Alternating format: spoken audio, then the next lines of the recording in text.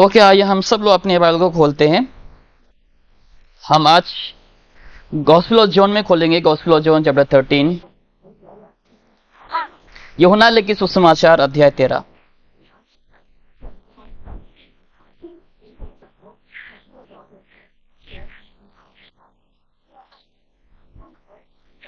यूहन्ना लिखित सुसमाचार अध्याय 13 वचन हम 34 में देखेंगे, यानी कि 34।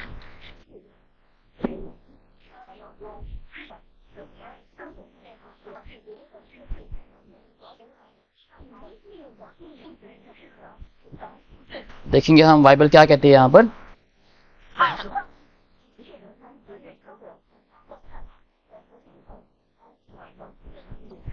कोई पढ़ सकता है हिंदी इंग्लिश?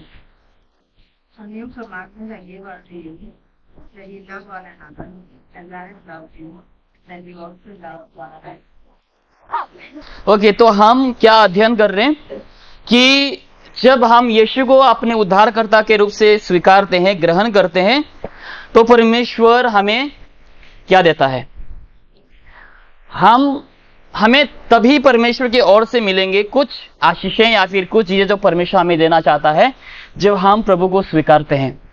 अगर आप प्रभु के घर में हैं, परमेश्वर के परिवार से हैं, तो परमेश्वर आपको क्या कर सकता है, अपना सब कुछ या फिर धन दौलत, अपने आशीषों को परमेश्वर आपको दे सकता है, अगर आप प्रभु के परिवार में हैं। अगर आप परमेश्वर के परिवार में नहीं हैं, तो परमेश्वर जो कुछ भी आपको देना चाहता है या फिर जो कुछ भी बाइबल में मेंशन किया गया है, वे सब चीजों को, वे सब आशीषों को हम प्राप्त नहीं कर सकते। तो इसलिए अगर हमें प्रभु की आशीषों को पाना है, प्रभु की उस वरदानों को पाने हैं, तो हमें सबसे पहले परमेश्वर के परिवार में हमें आ जाना है। हम कैसे परमेश्वर के परिवार में आ सकते हैं?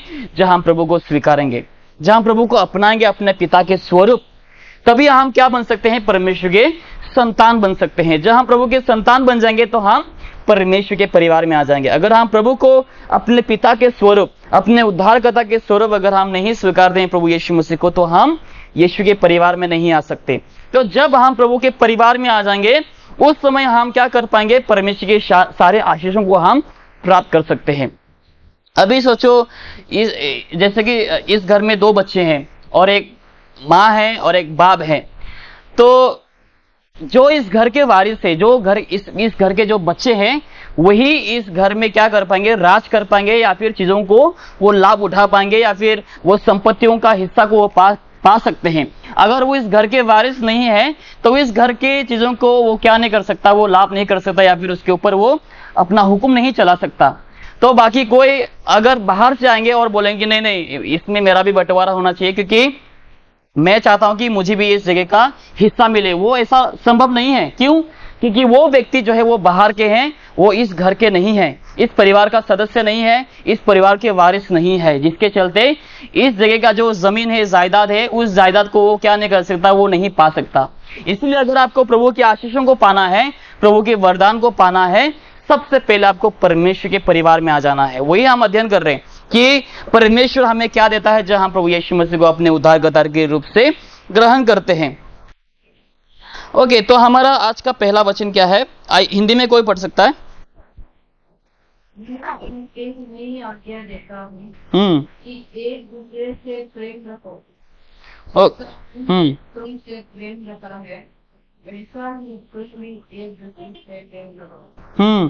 तो यहाँ पर हम क्या देखते हैं? प्यार, राइट? संसारिक वाला प्यार नहीं है, ठीक है? आजकल का जो प्यार प्रेम है, जो लोग अंधे हो जाते हैं प्यार में, उन लोगों को आगे पीछे कुछ दिखाई नहीं देते हैं, उन लोग समझ नहीं पाते हैं क्या सही है क्या गलत है। वैसा वाला प्यार के ऊपर हम बात नहीं कर रहे हैं। लोग बोलते हैं ना कि प्यार अंधा है, ठीक है? लोग क्या कहते हैं आज? कि प्यार अंधा है। और एक गीत भी है कि प्यार अंधा है, वो कुछ समझ नहीं सकता। नहीं, प्यार अंधा नहीं है। सच्चा प्यार अंधा नहीं हो सकता, लेकिन संसारिक प्यार शायद अंधा हो सकता है, क्योंकि जब उन लोग प्यार में गिर जाते हैं, किसी के प्रति उन लोग प्यार करते हैं, प्रेम करते हैं, उस समय क्या होते हैं? उन लोग समझ नहीं पाते हैं कि पेरेंट्स लोग क्या बोल रहे हैं, पास्टर लोग क्या बोल रहे हैं, चर्च के लोग क्या बोल रहे हैं, भाई बहन लोग क्या समझाने के लिए कोशिश कर रहे हैं। उन लोग आगे पीछे नहीं समझ पाते हैं। क्यों? क्योंकि उन लोग उस जगह में डूब चुके हैं। तो वहां पे उन लोगों को क्या नहीं दिख सकता? उन लोग देख नहीं सकते। क्यों? क्योंकि ये देखो, एक गड्ढा है, ठीक है? इस गड्ढे में लोग क्या हो चुके हैं? डूब चुके हैं। और संसार के प्यार ने क्या कर दिया, इन लोगों को ब्लाइंड कर दिया है, जिसके चलते यहाँ पे एक पर्दा आ चुका है, जिसके चलते लोग क्या नहीं कर सकते, आगे बाहर की चीजों को लोग क्या नहीं कर सकता, लोग देख नहीं सकता, अंधे हो चुके हैं लोग संसार के प्यार में। इसलिए बोलते ना कुआं का मेंढक, आप लोग ने कहावत सुना रहेगा, कुआं के मेंढक जैसा मत बनाओ। कुआं का मेंढक यानी कि वो जो मेंढक है वो हमेशा हमेशा कहाँ पे रह जाते, वो उस कुआं में ही रह जाते, वो बाहर नहीं निकल के आ सकता, और वो बाहर की दुनियाओं को, बाहर की चीजों को वो समझ नहीं पाता, वो नहीं देख सकता, इसलिए वो नहीं जान सकता, इसलिए वो उसको क्या कहा जाता है, कुआं का मेंढक। तो एक उदाहरण के तौर पे, तो जब लोग संसार के प्यार में डूब जाते हैं, उन लोगों को समझ नहीं आता इधर क्या है, पीछे क्या है, ऊपर क्या है, बाहर क्या है, उन लोग कुछ समझ नहीं सकता। जब आप प्रभु के सम्मुख आएंगे, जब आप परमेश्वर के सामने आएंगे, उस समय परमेश्वर, बाइबल में लिखा कि परमेश्वर क्या है, परमेश्वर ज्योति है। जब हम प्रभु के सम्मुख आएंगे, ठीक है, जब हम नम्र होकर परमेश्वर के सम्मुख आएंगे, बाइबल बताती है कि परमेश्वर क्या है, एक ज्योति है, परमेश्वर रोशनी है। जब हम प्रभु के सम्मुख आएंगे, परमेश्वर का रोशनी हम पर क्या करेंगे, चमकेंगे।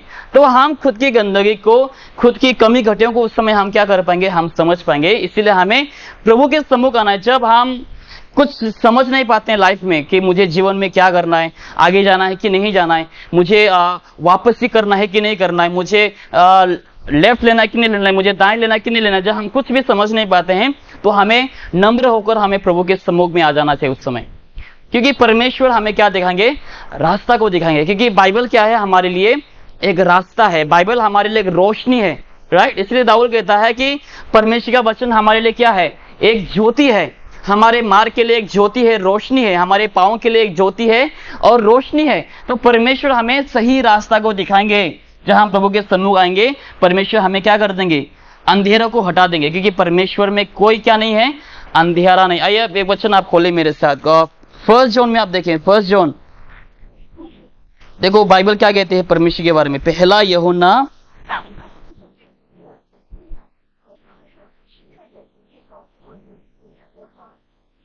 अध्याय 1 में आप देखेंगे, 1 जॉन चैप्टर 1 वर्स नंबर 5 में देखेंगे, वचन 5। And the light shines in darkness, and the darkness comprehended it not. Okay, verse number 5. Is it verse number 5? 1 John chapter 1 verse number 5. This then is the message which we have heard of him, and declare unto you that God is light, and in him there is no darkness. Okay, तो Bible में क्या लिखा है, पहला यूहन्ना अध्याय 1 वचन 5 की परमेश्वर क्या है, ज्योति है, परमेश्वर लाइट है। यानी कि जब हम प्रभु के सामने आएंगे, क्या होगा पता है, हमारे जीवन से अंधियारा जो पट्टी बंधा हुआ है हमारे आंखों के सामने, जो अंधापन है हमारे सामने, संसार का प्यार, आपकी कुछ भी हो सकता है वो, ठीक है, किसी के प्रति प्यार, पैसों के प्रति प्यार, संसार के प्रति प्यार, गलत चीजों के ऊपर प्यार, जो कुछ भी चीजें हैं जो हमें अंधा बना दे रहा है, अगर हम उस सब चीजों को परमेश्वर के सम्मुख लाएंगे, परमेश्वर मुझे कुछ समझ नहीं आ रहा है,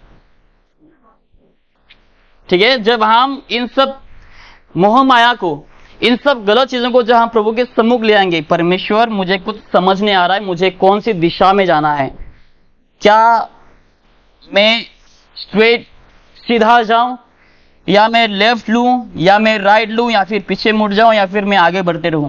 जब हमें कुछ भी समझ नहीं आता है जीवन में, तो हमें क्या करना चाहिए, उन सब विषय को प्रभु के सम्मुख ले आए, क्योंकि जब हम प्रभु के सम्मुख ले आएंगे, परमेश्वर का रोशनी हमें क्या कर देंगे पता है, रास्ता दिखेंगे। अभी लाइट बंद कर दिए तो हमें पता नहीं चलेगा द्वार किस तरफ है, किस तरफ से हमें सही कदम लेना है, हमें कुछ पता नहीं रहेगा।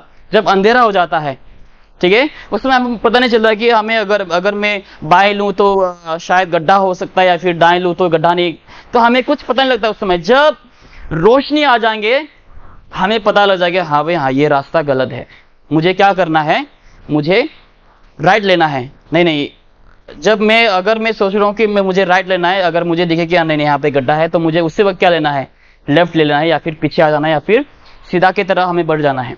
तो इसलिए हमें प्रभु के सम्मुख ले आ जाना चाहिए, क्योंकि परमेश्वर में कुछ क्या नहीं है, अंधेरा नहीं है।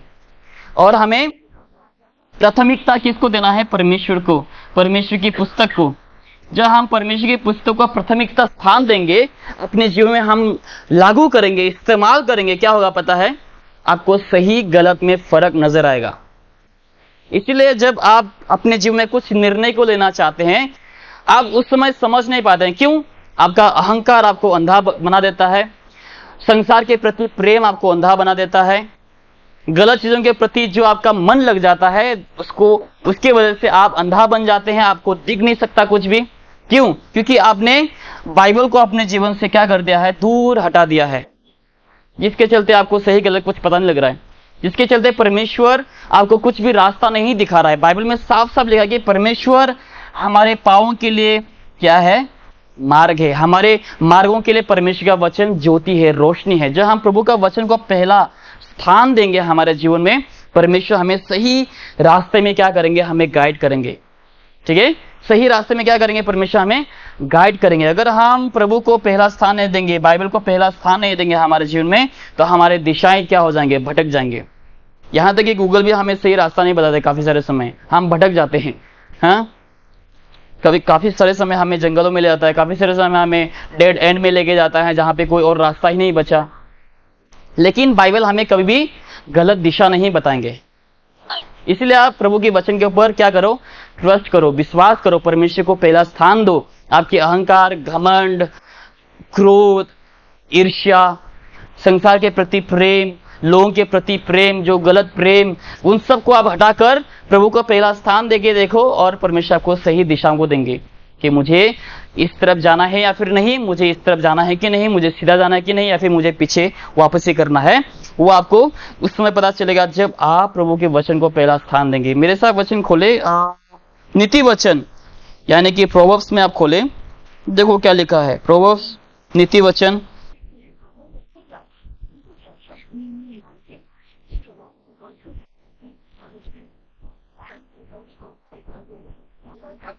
वर्स नंबर 3, चैप्टर 3, नीति वचन अध्याय 3, प्रोवर्ब्स चैप्टर 3। इस वचन को आप ध्यान से देखें। इस वचन को आप अंडरलाइन कर सकते हैं, मेमोराइज कर सकते हैं। ठीक है, याद करें, ये आपका जीवन में आप इसको लागू करें अपने जीवन में। प्रोवर्ब्स चैप्टर 3 वर्स नंबर आप देखेंगे 5, 6 एंड 7। तू अपनी समझ का सहारा न ले, वरना संपूर्ण मन को यहोवा पर भरोसा रख। ओके, उसी को स्मरण करके सब काम कर, तब वह तेरे लिए सीधा मार्ग निकालेगा। अपनी दृष्टि में बुद्धिमान न होना, यहोवा का भय मानना और बुराई से डरना। ओके, यहाँ पर देखो कितने सारे अच्छे वचन हैं। ठीक है, अगर आप इसको आधा आधा आधा आधा करके अगर आप पढ़ेंगे इसको और समझने के लिए कोशिश करेंगे, सबसे पहले क्या लिखा है वर्स नंबर 5 में कि परमेश्वर पर क्या रखो? भरोसा रखो। किस पर? परमेश्वर पर हमें क्या रखना चाहिए? भरोसा रखना चाहिए पूरे हृदय के साथ। ठीक है कि नहीं? मैं अपनी समझ पर भरोसा नहीं रखूंगा। इसलिए लिखा है वर्स नंबर 7 में कि तुम अपनी नजरों में क्या मत बनो? ज्ञानी मत बनो। नहीं, मुझे सब पता है। नहीं, मैं अपना रास्ता खुद ही चुनूंगा। नहीं, मैं अपना काम खुद ही करूंगा। जब हम इस प्रकार का चरित्र लाते हैं हमारे जीवन में, हम क्या बन जाते हैं? अहंकारी बन जाते हैं। हमें कोई सक्सेस नहीं मिलती लाइफ में, हमें कोई सही दिशा नहीं मिलती। क्यों? क्योंकि हम खुद के शक्ति से, खुद के बल के संग हम क्या करना चाहते हैं? हमारे खुद के रास्ताओं को हम चुनना चाहते हैं, के रास्ता पे हम चलना चाहते हैं, और बाद में अंत में क्या हो जाता है? हम गड्ढे में गिर जाते हैं। बाद में हम पछताते हैं, मैंने क्या कर दिया। ठीक है, तो आप खुद की नजरों में क्या मत बनो? ज्ञानी मत बनो। ऐसा जब कोई आपको आकर समझाने के लिए कोशिश करते हैं, जब भाई बहन, जो लोग आपसे बड़े हैं, मसीह में ज्यादा उम्र के हैं, वो जब आपको आकर एंकरेज करते हैं, गाइड करते हैं, बताते हैं, जब पासवान आपको आके कुछ समझाते हैं, सही गलत बताते हैं कि नहीं नहीं ये रास्ता गलत है, तो हमें क्या लगता है? कौन होता है वो बताने वाला? राइट? हम हमारे जीवन में ऐसा एटीट्यूड आ जाता है, वो कौन होता है मुझे बोलने वाला कि सही क्या है गलत क्या है? वो कौन होता है मुझे कहने वाला कि मुझे इधर जाना है कि नहीं जाना है? उस समय हम क्या हो जाते हैं? हम अपने ऊपर हम घमंड करने लगते हैं, खुद के ऊपर हम विश्वास करने लगते हैं, खुद के ऊपर हम ट्रस्ट करने लगते हैं। हमें लगता है कि जो मैं रास्ता चुन रहा हूं वही सही है, कोई मुझे कुछ बता नहीं सकता कि मुझे क्या करना चाहिए और क्या करना चाहिए या फिर क्या नहीं करना चाहिए। लेकिन बाइबल में क्या लिखा है कि तुम प्रभु के ऊपर क्या रखो, भरोसा रखो। क्योंकि अगर तुम प्रभु के ऊपर भरोसा रखोगे तुम्हारा जीवन क्या होगा पता है, लाभदायक होगा, तुम्हारा जीवन सुखदायी होंगे, तुम्हारा जीवन आनंदमय होंगे। लेकिन अगर तुम अपना रास्ता खुद ही चुनोगे, आज तो तुम्हें मजा आएगा, ठीक है, जिंदगी के सफर में तुम्हें मजा आएंगे, शायद से 1 साल 2 साल 2.5 साल 15 20 साल शायद तुम्हें मजा आ सकता है। लेकिन बाइबल में क्या लिखा पता है हमेशा, कि तुम अंत समय को हमेशा सोचना, अंत के बारे में तुम हमेशा सोचना। जब हम बुराई के मार्ग में चलते हैं, जब हम अपना रास्ता खुद ही चुनते हैं, बाइबल में लिखा है कि अंत में हमें क्या होगा, पछतावा होगा। अरे काश मैं सुनता, काश मैं बाइबल की वचनों को मैं सुनता, काश मैं पासवान की एडवाइस को मैं सुनता, मानता। उस समय हमें पछतावा होगा, जब हमें हमारे जीवन में जब कुछ घटना घटेंगे, ठीक है। आजकल लोग शादी में वो एक गलतियां करते हैं, खुद का पार्टनर खुद ही चुनते हैं, ठीक है, शादी के लिए खुद का पार्टनर खुद ही चुनेंगे। बाद में जब पति या फिर पत्नी प्यार नहीं करने लगेंगे, जब उन लोगों का मन परमेश्वर से या फिर पति से या फिर पत्नी से जब हटने लगेंगे और संसारिक चीजों में, एंटरटेन में जब उन लोगों का मन लग जाएंगे, बाद में पति या फिर पत्नी उन लोग पछताएंगे, काश मैं इससे शादी ना करता, काश मैंने उस समय पास्टर की एडवाइस लिया होता। उस समय हमें पछतावा होगा, 1-1.5 साल 15-20 साल हमें अच्छा लगेंगे शायद से। लेकिन ऐसा एक दिन समय आएगा जब आपको पछतावा होगा और उस समय काफी देर हो चुका होगा। इसलिए अभी समय है हमें परमेश्वर को क्या करना चाहिए, अपना बल, परमेश्वर का अपना भरोसा, परमेश्वर अपना ढाल हमें बनाना चाहिए। इसलिए लिखा है, देखो verse 5, trust in the Lord with all thine heart. अपने पूरे हृदय से क्या करो, परमेश्वर पर भरोसा रखो। और लिखा है, and lean not unto thine own understanding. Verse 6, in all thy ways acknowledge him and he shall direct thy paths। देखो परमेश्वर ही तुम्हें सही रास्ता में अगुवाई करना चाहता है। प्रभु नहीं चाहेंगे कि अपने बच्चों को वो गलत दिशा में ले चले और अंत में यहाँ पर एक गड्ढा, जहां पर आप गिर के मर जाए और तड़पे, यहाँ पर आप हमेशा पछतावा करे, हमेशा आप चिल्लाए, आप डिप्रेशन में, जैसे बहुत से लोग बोलते हैं ना, मैं डिप्रेशन में हूँ, मैं बहुत चिंतित हूँ। अभी लोग कुछ नहीं सोच पाते हैं, कुछ नहीं कर पाते हैं लाइफ में, वो लोग हमेशा चिंतित में रहते हैं, हमेशा टेंशन में रहते हैं। वैसा जीवन आपका हो जाएंगे जब आप प्रभु की मार्गों को अनुसरण नहीं करेंगे, तो ऐसा होगा, हम अंत में गड्ढे में गिर जाएंगे। इसलिए हमें प्रभु को अपने रास्ता को हमें क्या देना चाहिए, सौंप देना चाहिए। अगर आपके अंदर अहंकार है, अहंकार को आप प्रभु में सौंप दे। अगर आपके अंदर संसार के प्रति प्रेम है तो आप उस प्रेम को परमेश्वर में सौंप दे। अगर आपके पास कुछ भी ऐसी चीजें हैं जो आपको समझ में नहीं आ रहा है, आप परमेश्वर को सौंप दे। परमेश्वर कहता है कि मैं तुम्हारे रास्ता को क्या करूंगा, सीधा करूंगा और तुम्हें मैं सही दिशाओं में ले जाऊंगा। ये परमेश्वर का वचन का क्या है, वादा है। परमेश्वर कभी झूठ नहीं बोलता। इंसान शायद झूठ बोल सकते हैं, राइट, पति झूठ बोल सकते हैं, पत्नी झूठ बोल सकते हैं, हर कोई झूठ बोल सकते हैं। बाइबल में लिखा है कि हर मनुष्य झूठे हैं, लेकिन परमेश्वर सच्चा है। परमेश्वर कभी झूठ नहीं बोलता, परमेश्वर का वचन कभी झूठ नहीं बोलेंगे। तो हम प्रभु को हम भरोसा बनाएंगे अपना, और हमारे रास्ताओं को हम प्रभु को सौंप देंगे, और लिखा कि परमेश्वर तुम्हारे रास्ता को सीधा करेगा और सक्सेस की ओर ले जाएंगे, आनंद की ओर ले जाएंगे, खुशियों की ओर ले जाएंगे, जहां पे कोई गम नहीं, जहां पे कोई परेशानी नहीं। अगर परेशानी भी आएंगे, बाइबल में लिखा कि परमेश्वर तुम्हारे साथ रहेगा। कौन रहेगा, परमेश्वर तुम्हारे साथ रहेगा।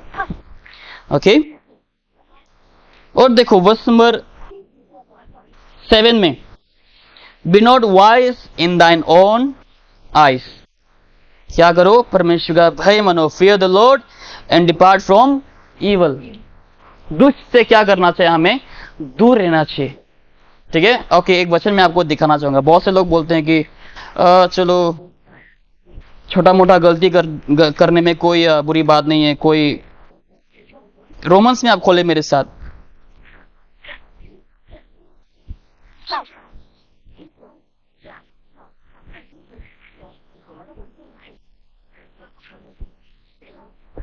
Romans chapter 12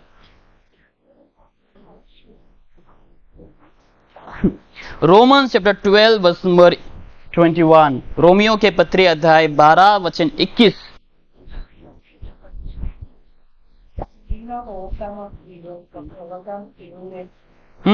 ओके हिंदी में कोई पढ़ सकता है? बुराई से ना हारो परंतु बुराई से बुराई को जीत लो। हाँ लोग बोलते हैं चलो मैं अभी एक जीवन साथी को चुनूंगा, वो क्या है, कैथलिक है, वो हिंदू है, वो फलाना है, ये है वो है। आप बोल सकते हैं चलो अभी तो ये ऐसे हैं, अन्य जाति है, कैथलिक है, हिंदू है, मुसलमान है या फिर अन्य धर्म के लोग हैं। मैं प्रार्थना कर रहा हूं, मैं प्रार्थना कर रही हूं कि परमेश्वर उनके जीवन को बदल दे। शादी करने के बाद मैं उन्हें चर्च में ले जाऊंगा, शादी करने के बाद मैं उन्हें लगातार बाइबल के बारे में बताऊंगा, शादी करने के बाद मैं उन्हें कोशिश करूंगा कि उन्हें मैं उद्धार पाने के लिए मैं समझाऊं। ऐसा मुमकिन नहीं है। बाइबल में लिखा है, देखो कि तुम बुराई से जीतने के लिए कोशिश मत करो, ठीक है। बाइबल में साफ साफ क्या लिखा है? प्रोवर्ब्स चैप्टर 3 वर्स नंबर 7 में क्या लिखा है कि तुम डिपार्ट हो जाओ। क्या हो जाओ? लिखा है कि डिपार्ट फ्रॉम इवल, राइट। दुष्ट से तुम क्या हो जाओ? दूर भागो। बाइबल में साफ साफ लिखा है। ऐसा नहीं कि मैं गटर में जाऊंगा और सोना चांदी निकालूंगा, नहीं, आप खुद ही गटर बन जाएंगे। गटर आपके शरीर के चारों ओर आ जाएंगे, आप खुद ही गटर से भरा हुआ इंसान बन जाएंगे, बदबूदार, लोग आपको पसंद नहीं करेंगे, लोग आपसे दूर रहेंगे, ऐसा आपका जीवन हो जाएगा। तो आप दुष्ट में रहकर, बुराई में रहकर आप जीत हासिल करने के लिए कोशिश मत करो। बुराई में रहकर आप खजाना ढूंढने के लिए कोशिश मत करो। बाइबल में साफ साफ लिखा है कि तुम बुराई से क्या हो जाओ? तुम दूर भाग जाओ, जितना हो सके तुम दूर भाग जाओ। आपको जोसेफ के बारे में आपको एक कहानी पता रहेगा, राइट। जोसेफ एक ऐसा व्यक्ति था जो परमेश्वर का भाई मानता था। यूसुफ ऐसा व्यक्ति था जो प्रभु से बहुत प्रेम करता था। तो क्या हुआ? एक स्त्री ने उसको क्या किए? लुभाया, लालच दिए, उसको मौका दिए गलत काम करने के लिए। लेकिन यूसुफ ने क्या किया? उसने उस फंदे में नहीं फंसा, लेकिन उसने क्या किया? जितना हो सके वो दूर भागा, ठीक है। यहां तक कि अपने वस्त्र को भी छोड़कर उसने क्या किया?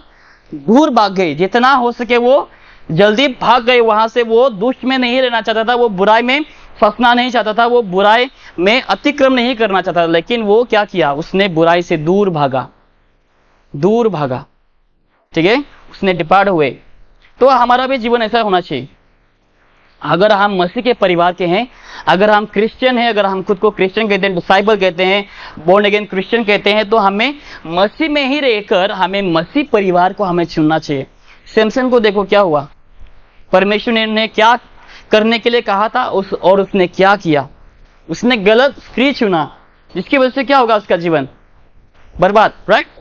हम उसके उदाहरण को भी दे सकते हैं। गलत उसने मार्ग को चुना, गलत स्त्री को चुना, जिसके चलते उसका जीवन बर्बाद। अगर आप बोलेंगे नहीं नहीं नहीं उद्धार के बाद मुझे उन्हें समझाऊंगा, नहीं नहीं नहीं उद्धार के बाद मैंने गॉस्पेल सुनाऊंगा, शादी करने के बाद उन्हें गॉस्पेल सुनाऊंगा, शादी करने के बाद मैं उन्हें चर्च ले जाऊंगा, ऐसा नहीं होगा, ठीक है, ऐसा नहीं होगा। तो बाइबल में लिखा है कि तुम बिलीवर हो, बिलीवर से शादी करो, विश्वासी हो, विश्वासी से शादी करो। इसलिए लिखा है कि तुम अविश्वासियों से जुआ ना जुतो, तुम दूर रहो, राइट। तुम दूर रहो अविश्वासियों से और तुम विश्वासियों के साथ बने रहो, फेलोशिप में तुम बने रहो, एक दूसरे से तुम क्या करो? प्रेम करो। ओके, हम वापस आ जाएंगे हमारे gospel of John chapter 13 verse number 34 में। Gospel of John chapter 13 verse number 34 कि हमें क्या करना चाहिए? एक दूसरे से प्रेम करना चाहिए। और एक बार पढ़ सकते कोई हिंदी में? नहीं जाके देखता हूँ प्रेम रखो, जैसा मैंने तुमसे प्रेम रखा वैसे ही। हाँ, ठीक है। यीशु ने क्या किया, हमसे भी इतना प्यार किया कि उसने अपने आप को कुर्बान कर दिया। तो हमें भी एक दूसरे से क्या करना चाहिए, हमें प्रेम करना चाहिए। ऐसा नहीं कि एक दूसरे के लिए मरे, ठीक है, हमें एक दूसरे के लिए नहीं मरना है, ना तो हमें एक दूसरे को हत्या करना है, नहीं, बाइबल में वो नहीं कह रही। बाइबल कहते कि हमें एक दूसरे से क्या करना चाहिए, प्रेम। प्रेम यानी कि कोई परेशान में है उसको उत्साह करो, ठीक है, कोई दुख तकलीफ में है उसको एंकरेज करो, किसी को कुछ जरूरत है उसको आप शायद दे सकते हो अगर वो जेन्युइन हो। तो हमें उस प्रकार का प्रेम क्या करना चाहिए, एक दूसरे के प्रति हमें दिखाना चाहिए। जैसे काफी सारे लोगों का क्या होता है आदत, जब कोई बुराई में फंस जाता है उसको हम और भी क्या बनाते हैं, गड्ढे में डालने के लिए हमें मन लगता है, चलो इसको हम और गड्ढे में उड़ाएंगे, चलो हम इसका और मजाक बनाएंगे, चलो हम इसको और बदनाम करेंगे। आप मेरे साथ एक वचन को खोलिए, नीति वचन में देखो क्या लिखा है। नीति वचन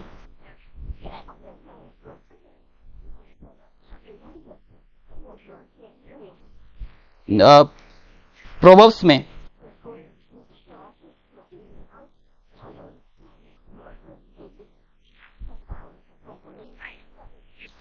एक मिनट, हाँ, प्रोवर्ब्स में जहां पर लिखा है कि यहां तक कि अगर तुम्हारे दुश्मन गिर जाए तब भी तुम आनंदित मत हो।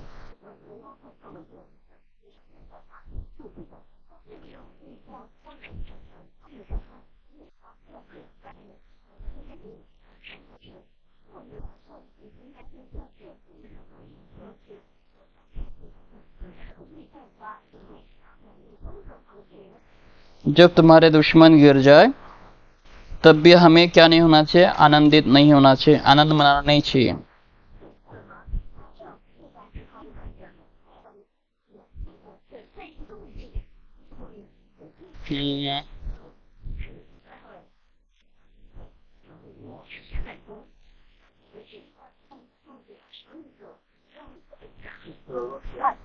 हाँ, 24:17, ओके, मोसेस द प्रॉफिट ने प्रोफेसी किया और हमें वचन का दर्शन दे दिए, धन्यवाद मोसेस। 24:17 या कोई हिंदी में, जब तेरे अधीन गिर जाए तब तू आनंदित न हो, और जब वो जो कर खाए तब तेरे मन मगन न हो। ये लिखा है ठीक है, जब तेरे दुश्मन जिसको तू नफरत करता है या फिर जिसके तू अगेंस्ट है या फिर जिस व्यक्ति ने तुम्हारे विरुद्ध कुछ गलत काम किए, शायद से कुछ बोला रहेगा या फिर तुम्हें हर्ट किए हैं, ठेस पहुंचाए हैं, वो जब कुछ गलती कर कर गिर जाते हैं उस समय आप आनंदित मत करो, आनंदित मत हो, ये लिखा है। तो हम तो मसीह में हैं, सब लोग भाई बहन है, मसीह में एक परिवार है, राइट। मसीह में जब हम आ जाते हैं हम एक ही परिवार के हो जाते हैं, हालांकि हम अलग अलग शहर से हैं, अलग अलग स्टेट से हैं, अलग अलग भाषाएं बोलते हैं, अलग अलग दिखते हैं, अलग अलग गठन है हमारा शरीर के, अलग अलग हम दिखते हैं, अलग अलग बोलते हैं, उसके बावजूद हम मसीह में आ जाते हैं, हम क्या बन जाते हैं पता है, एक परिवार हम बन जाते हैं, एक फैमिली बन जाते हैं, ठीक है, वन फैमिली हम बन जाते हैं। ये मसीह का एक खूबसूरत एक विषय है जहां पर हम अलग होने के बावजूद भी, अलग जाति होने के बावजूद भी, अलग भाषाएं बोलने के बावजूद भी हम एक बन जाते हैं मसीह में, ठीक है। तो जब हम क्रिश्चियन फैमिली में आ जाते हैं, यानी कि जब हम प्रभु यीशु मसीह में हम आ जाते हैं, तो परमेश्वर हमारे हृदय में क्या डाल देता है पता है, हमें प्रेम का हृदय को डाल देता है, ठीक है, प्रेम का हृदय को हमें परमेश्वर दे देता है। इसलिए हमें क्या करना चाहिए, हमें एक दूसरे को प्रेम करना चाहिए। एक वचन आप मेरे साथ खोले, पहला यूहन्ना में 1 John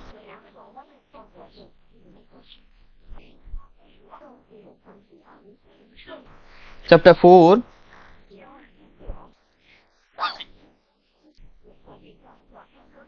1 John chapter 4 verse number 11.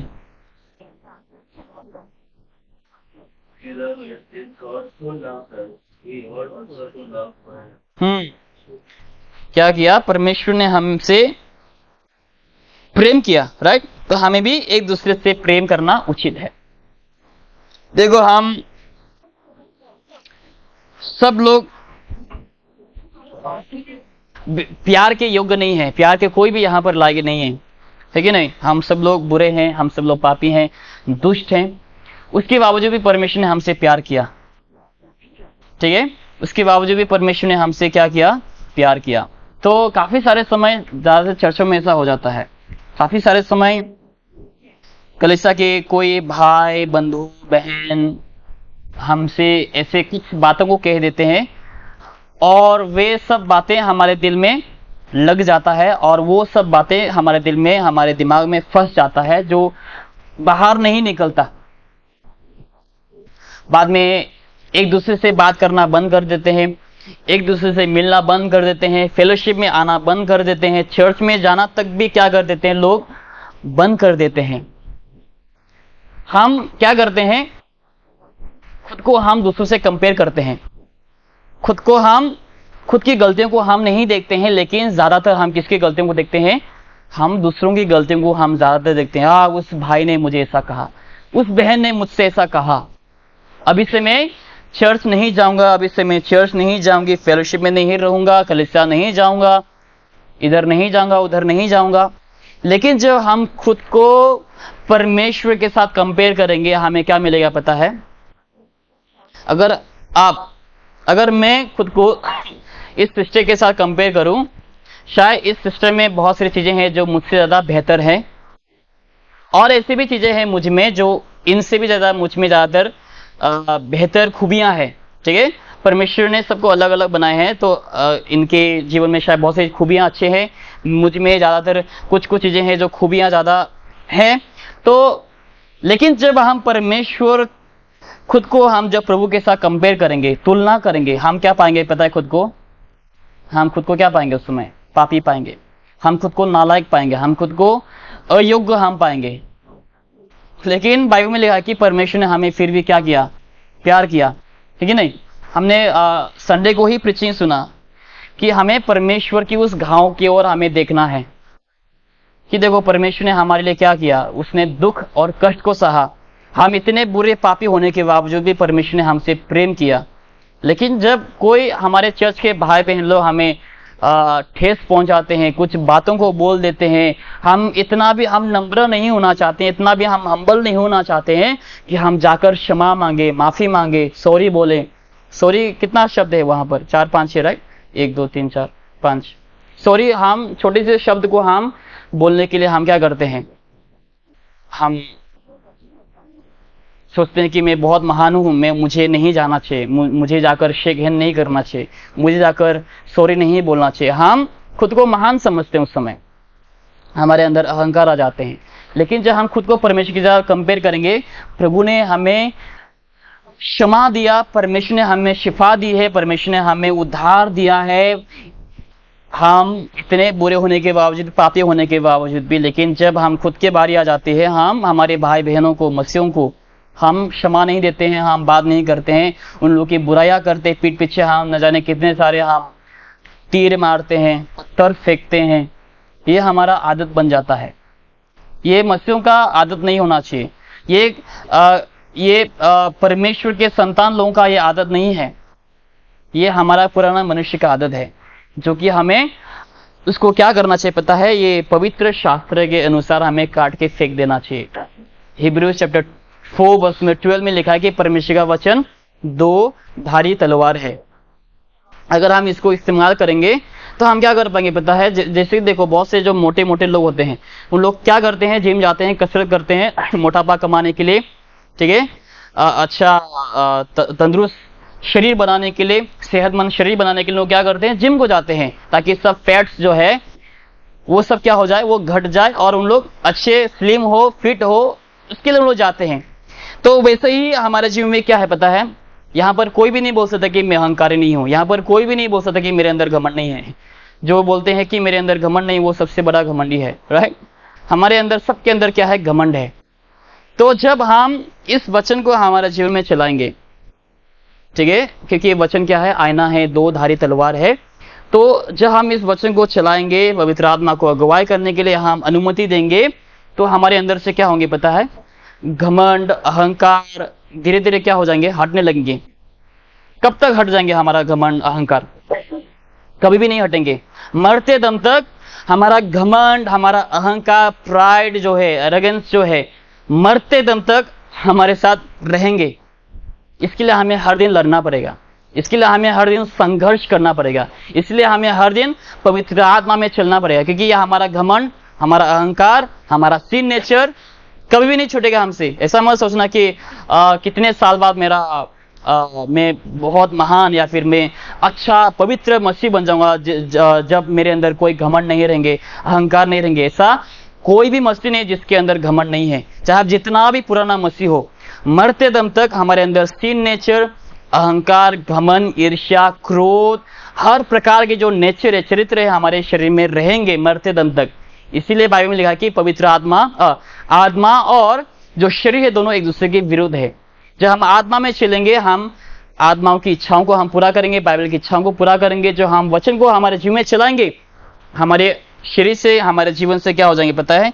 धीरे धीरे करके हमारा घमंड हटेंगे, अहंकार हटेंगे और हम नम्र मसीह जीवन हम जी पाएंगे। लेकिन अगर हम इसको नहीं चलाएंगे, हम हमेशा वैसे ही बने रहेंगे, हम घमंडी बने रहेंगे, अहंकारी बने रहेंगे। परमेश्वर हम कभी प्लीज नहीं कर पाएंगे, खुश नहीं कर पाएंगे, प्रसन्न नहीं कर पाएंगे। हम जो कुछ भी रास्ताएं चुनेंगे वो सब गलत होंगे, गलत दिशाओं की ओर ले चलेंगे।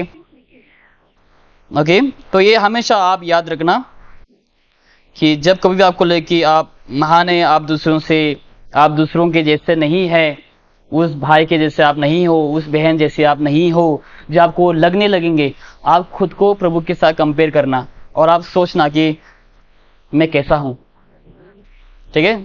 लेकिन उसके बावजूद भी परमेश्वर ने हमें क्या किया? क्षमा किया। तो मुझे भी क्या करना चाहिए? मेरे भाई बहनों को क्षमा देनी चाहिए जब उन लोग आकर सॉरी बोलेंगे। अगर उन लोग आकर सॉरी ना बोलें तो आप उस भाई उस बहन को आप प्रभु के हाथों पे क्या कर दें?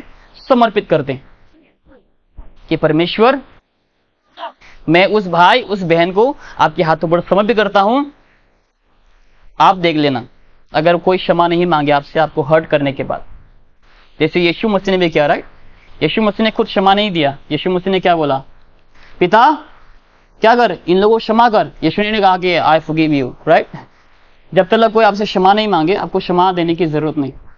अगर कोई आपसे क्षमा मांगे, तुरंत बिना हिचकिचाए, बिना झिझके आप उसी समय क्या कर दो? क्षमा कर दो। ओके, मैं तुम्हें क्षमा करता हूं, मैं तुम्हें माफ करता हूं। जैसे यीशु ने भी किया। यीशु ने क्या किया? पिता के हाथ में दुश्मनों को समर्पित करता है। पिता इन लोगों को क्षमा कर, क्योंकि ये लोग नहीं जानते कि इन लोग क्या कर रहे हैं। तो आप भी वही करें, यीशु की अनुसरण अभी करें। आप अगर कोई भाई बहन आपको ठेस पहुंचाते हैं, आप बस बोल दें, परमेश्वर मैं इस बहन को, उस भाई को आपके हाथों पर समर्पित करता हूं, आप देख लेना, ठीक है। लेकिन आप अपने हृदय में अपने भाई बंधुओं के प्रति, बहनों के प्रति कोई भी कड़वापन, कोई भी बिटर हार्ट को आप ना रखना। इससे आपका ही नुकसान होगा, ठीक है। अगर आप देख सकते हैं तो आप अगर आप देखेंगे यूट्यूब में, पास्टर ने एक प्रीच किया था बिटरनेस के ऊपर, ठीक है। अगर आप अपने हृदय को बिटर बनाएंगे, बिटरनेस हार्ट अगर आप रखेंगे, कड़वा हृदय रखेंगे आपके जीवन में, तो आप बीमार होंगे, ठीक है। उससे क्या होंगे पता है? आप खुद ही बीमार होंगे। अगर आप नफरत भरा हृदय को आप रखेंगे, आप खुद ही बीमार हो जाएंगे। आपके चेहरे में खूबी खुशियां नहीं रहेंगे, प्रभु को आप खूबी खुश नहीं कर पाएंगे, मसीह जीवन को आप पूरे भरपूरता के साथ आप नहीं जी पाएंगे। इसलिए आप अपने आप को क्या कर दो? हल्का कर दो। कैसे हल्का करोगे? जब आप उस भाई उस बहन को आप प्रभु के हाथों पर समर्पित करेंगे जिन्होंने आपको ठेस पहुंचाए हैं, ठीक है।